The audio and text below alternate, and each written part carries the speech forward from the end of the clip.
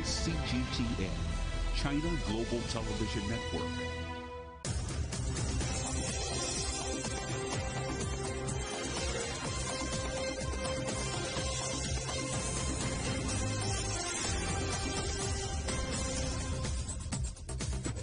Hello and welcome to The World Today, live from CGTN in London.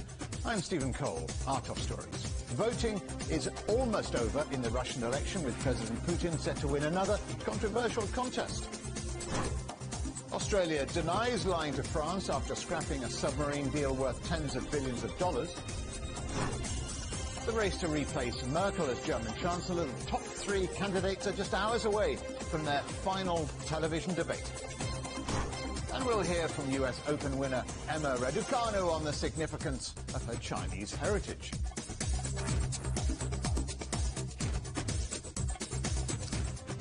But first, pro-Putin party United Russia looks set for victory in the country's parliamentary elections as 3 days of voting comes to a close within the next few hours, with some regions already counting. The ruling party has seen a slump in popularity but is expected to maintain its majority. The vote comes amid a sweeping crackdown that saw allies of jailed opposition leader Alexei Navalny barred from running and tactical voting app aimed at unseating United Russia candidates removed from online stores. Our correspondent Stuart Smith is in Moscow. Stuart, the ruling party looks set for victory. How important is this for the president, Vladimir Putin? Well, it would certainly be an incredibly important result if United Russia was not expected to gain another majority in Parliament, but that looks incredibly unlikely, with multiple tactics, as you mentioned, being used to make sure that doesn't occur. We are getting results in from the Far East, which is, of course, hours ahead of Moscow, and early signs there show some important wins for the Communist Party, which traditionally in Russia polls in second place. But let's be clear that even if the Communists do take more than their usual around 10% of the vote, that doesn't mean that there will be any major opposition to President Putin's policies in Parliament. The Communist Party, although technically opposition, are described as systemic opposition in Russia, which means they're not necessarily acting completely independently of President Putin's priorities. United Russia, the ruling party, went in at 27% in approval ratings. It will be interesting to see how that transpires into voting. So far we've seen, by the beginning of Sunday, with the latest results showed we had 33% of the Russian public voting, and the new online system saw 70% of people registered to vote choosing to go and do so. Stuart, the election has been overshadowed, it's fair to say, by allegations of corruption and censorship too.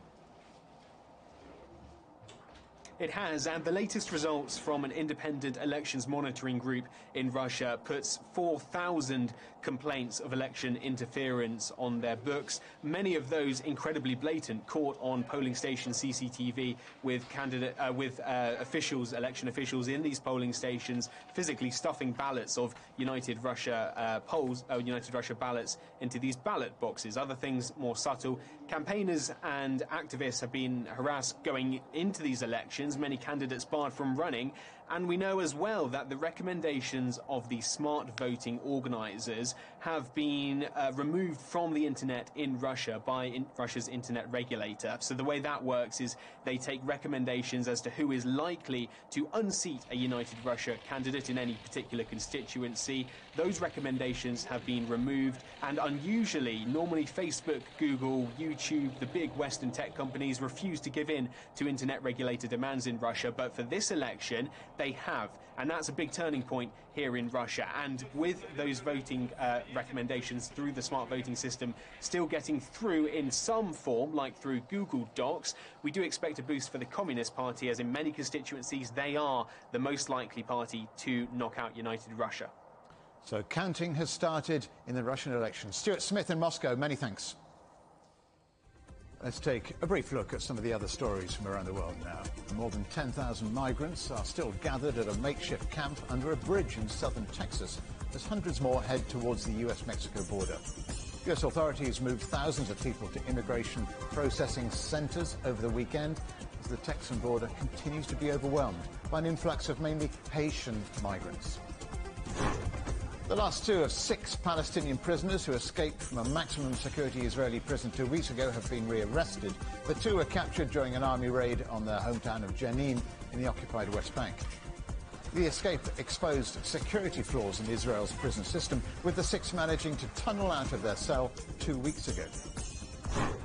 Cash-strapped China Evergrande Group has begun to repay some investors with discounted properties. According to a WeChat post by its wealth division, investors can opt to accept discounted real estate in lieu of cash. The property giant is struggling with $305 billion in liabilities, and that makes it one of the world's most indebted companies. 4 space tourists safely ended their trailblazing trip with a splashdown at the Atlantic off the Florida coast. Their SpaceX capsule parachuted into the sea just before sunset, not far from where their chartered flight began 3 days earlier. The all-civilian crew was the first to circle the world without a professional astronaut on board. And remember, CGTN is available to watch for free on all the major digital platforms, on Smart TV or online on Roku, Apple TV, Amazon Fire and Android TV. You can also find us on YouTube and Dailymotion, as well as CGTN.com and the CGTN app. Australia's Prime Minister, Scott Morrison, has insisted he acted in his country's national interests by cancelling a lucrative contract with France in favour of a US deal announced earlier this week. The agreement was for a dozen attack-class submarines in a deal worth at least $66 billion and for which work had already started. France has in turn accused both countries of a major breach of trust and contempt that prompted Paris to recall its ambassadors in a diplomatic dispute. Well, Ross Cullen is live in Paris for us. Ross, an escalation in this dispute, isn't it? What does it mean for relations going forward?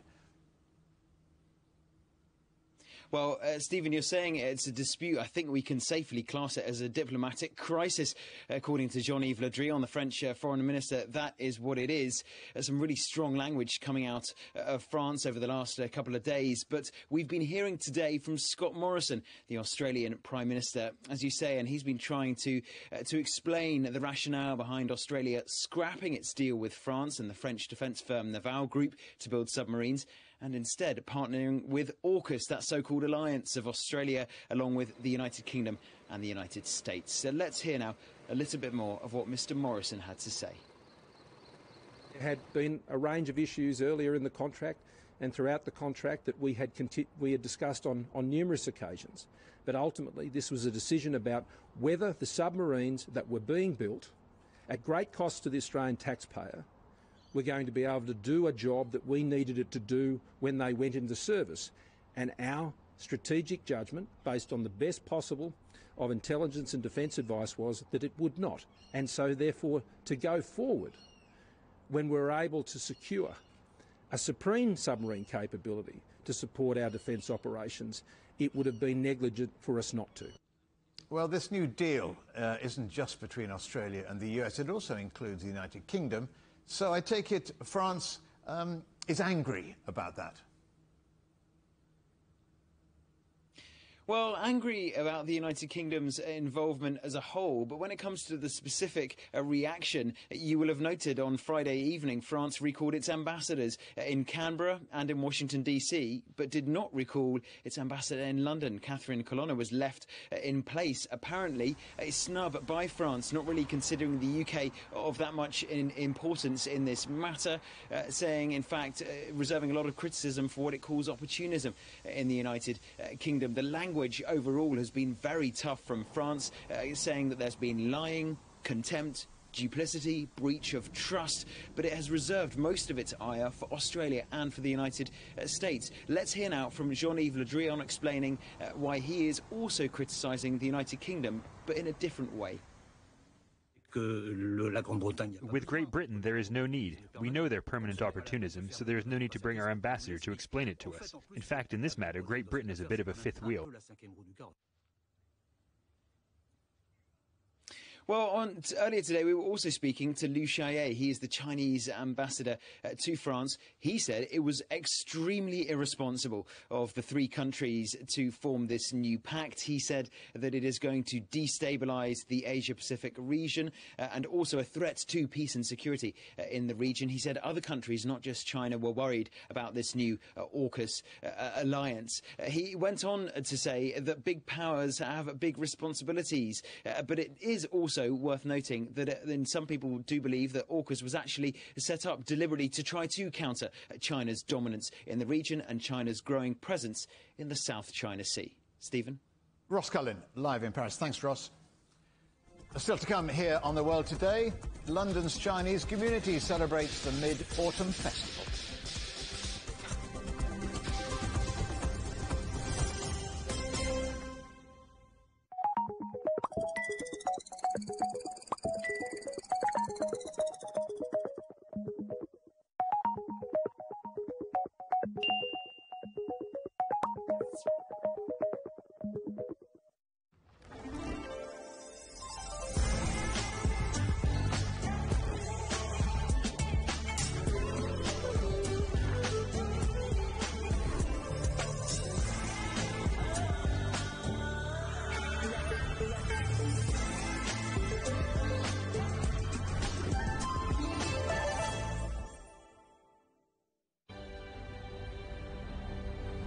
The EU's digital COVID certificate, which offers the promise of unlocking hassle-free travel around Europe this summer. In less than 2 weeks' time, the Czech border will also open to all EU and Serbian citizens. 4.4 million Hungarians received their first dose of COVID vaccine. 18 and over can receive a COVID-19 vaccination, but it does come with conditions. Third wave will probably take longer to emerge. This vaccination centre is part of a massive effort to try and drive down the numbers of the new variant that was first identified in India.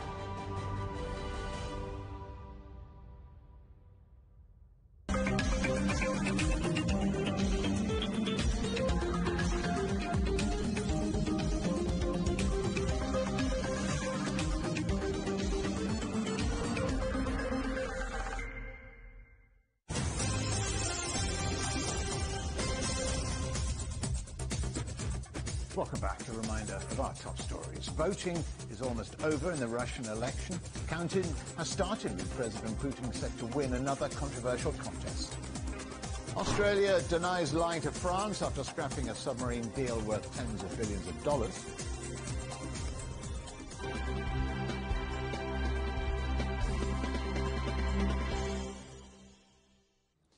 Next Sunday, Germans go to the polls in an election that will produce a new chancellor after 16 years under Angela Merkel. But Merkel's departure doesn't just leave a domestic power vacuum. She's been a towering figure in the European Union, easily outlasting some of the bloc's senior politicians.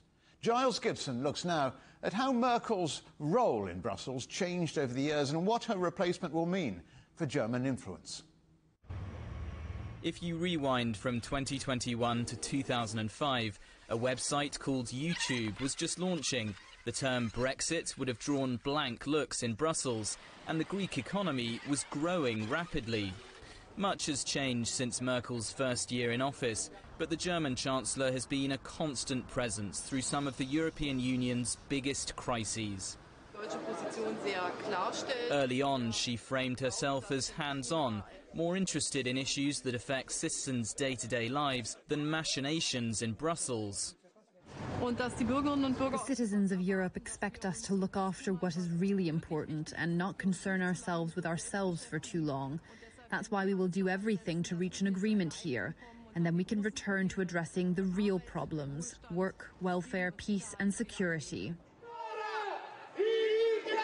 But soon she'd find herself at the heart of a crisis that threatened to undermine the entire European project.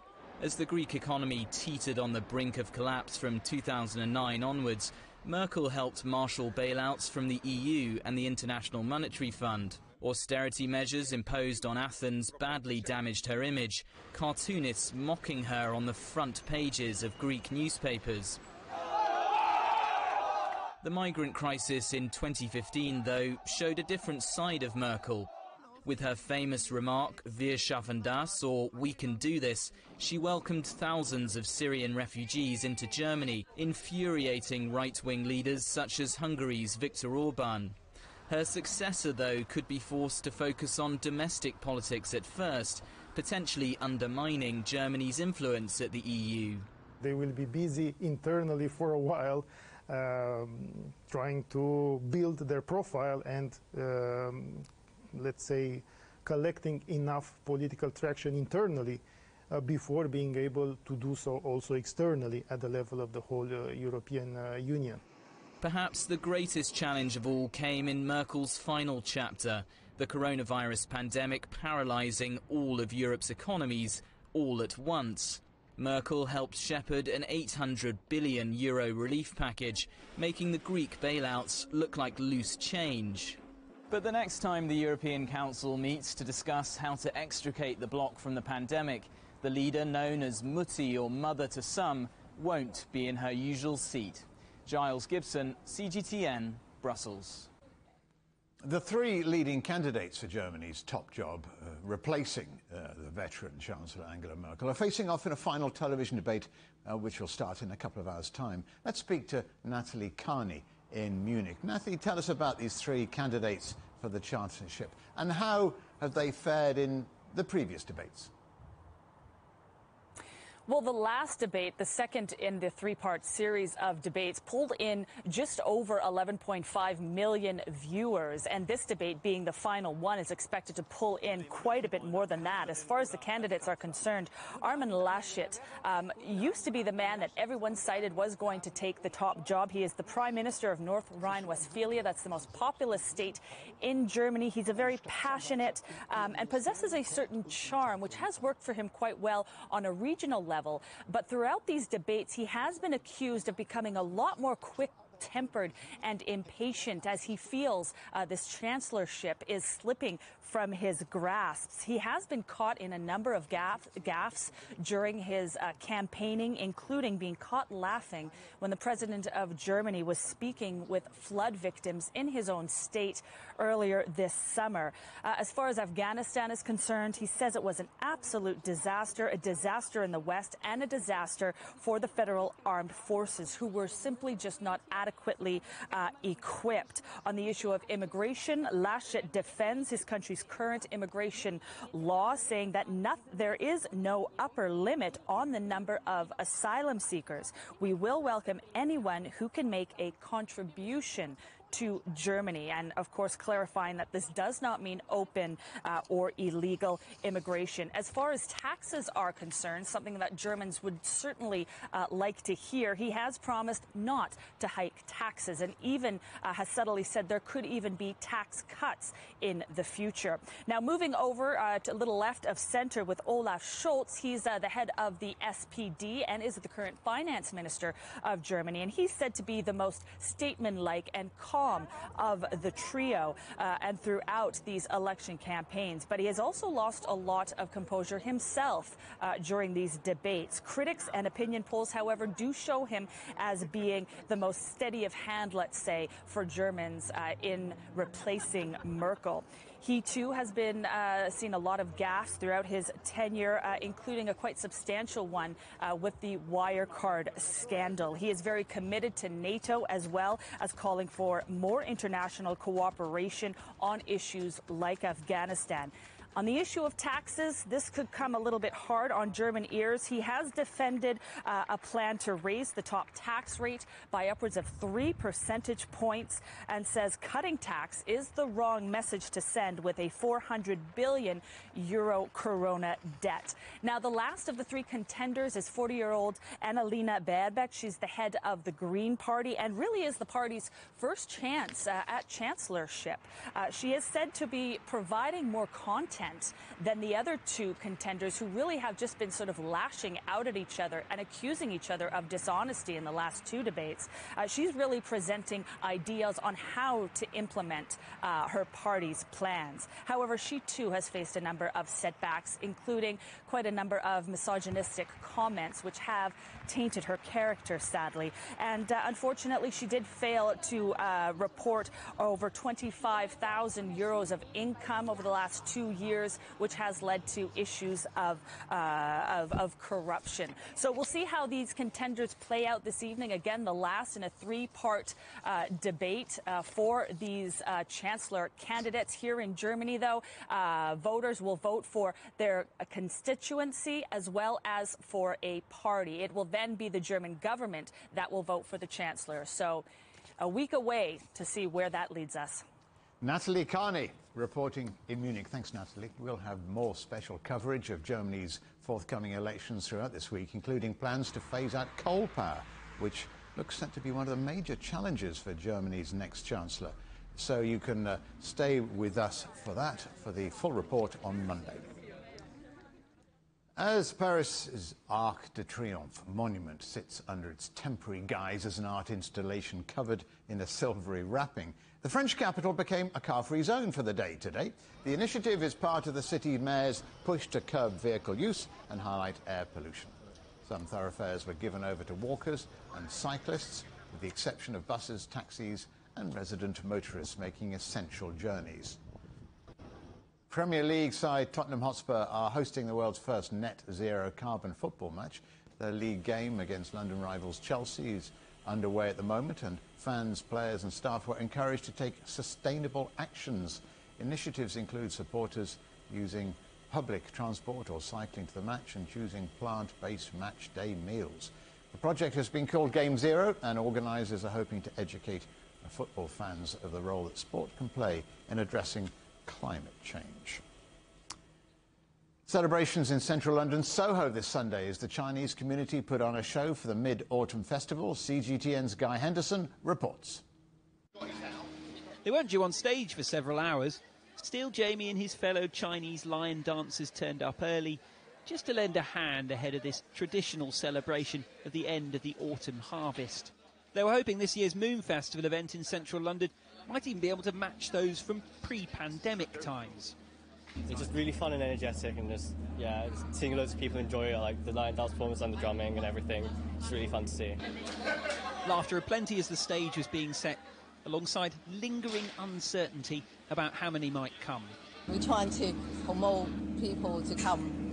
We're trying. So fingers crossed. Fingers crossed, and more coming out. Yeah. Obviously, we keep calling all our friends coming, so hopefully.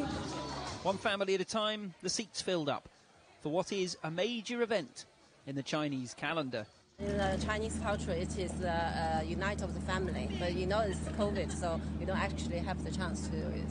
So all the Chinese community is good for us to meet together and do this special events. While around them and above them as they waited, final preparations continued right up to the final few minutes. The pandemic has wreaked havoc on the ecosystems of city centres, and Chinatowns are often part of that, of course. So there's a real sense of anticipation, excitement, relief here this Sunday, that the crowds are going to be coming back here and that the community will finally be able to gather and celebrate in person. As the clock ticked down, organisers seemed finally satisfied. I think it's great to have the people back in Chinatown, in the heart of Chinatown. As you can see, like all the lanterns, it's been decorated with lanterns to celebrate the light and the pathway for people to follow, and it's for good fortune and for luck. That led the crowds back into the heart of London, despite the rain, bringing relief not just that such events are allowed again, but also that people feel safe enough to come to them. Guy Henderson, CGTN, London. US Open champion Emma Raducanu says the values instilled in her from her Chinese relatives have played a big part in her rapid rise to tennis stardom. Raducanu became the first qualifier in the Open era to win a Grand Slam title with victory in New York. The 18-year-old spoke to CGTN sports scene anchor Wang Dong and admitted it still doesn't quite feel real. I wasn't expecting it at all, so in a way it is a bit of a fairy tale story.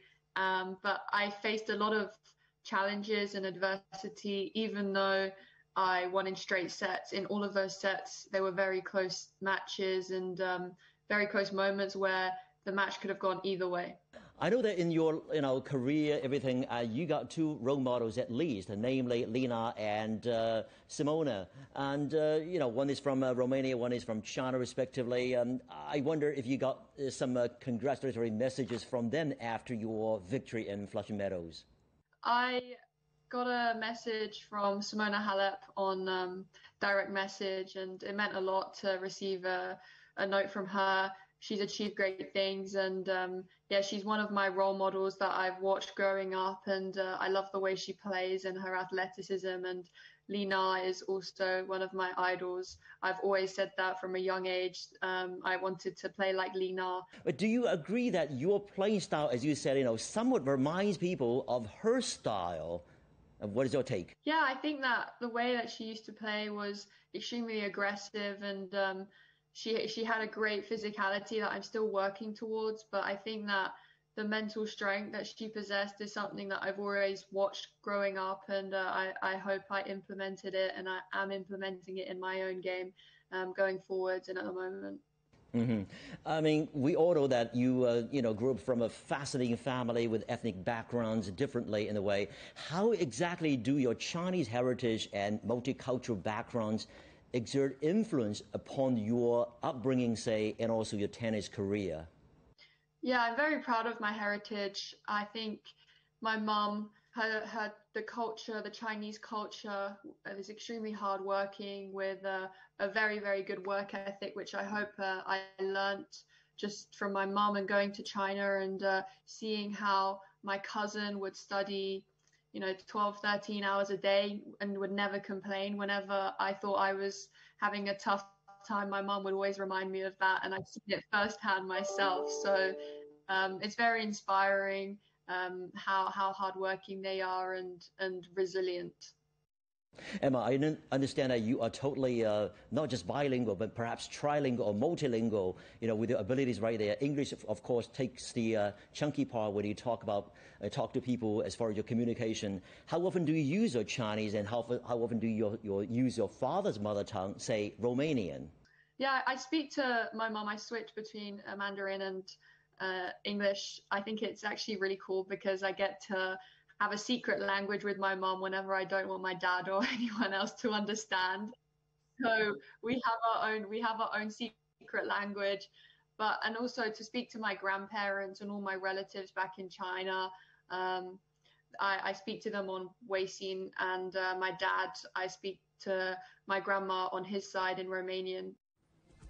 A final look at our top story. Pro-Putin party United Russia looks set for victory in the country's parliamentary elections as 3 days of voting comes to a close in the next few hours, with some regions already counting.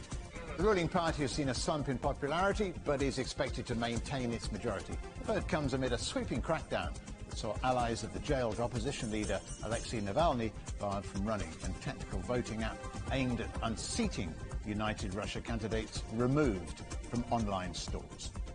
And that's it from The World Today. Thanks for watching. We're available on smart TV apps such as Roku, Apple TV, Amazon Fire and Android TV, YouTube and Dailymotion, CGTN.com and on the CGTN app. From all the team in London, from me, Stephen Cole, goodbye.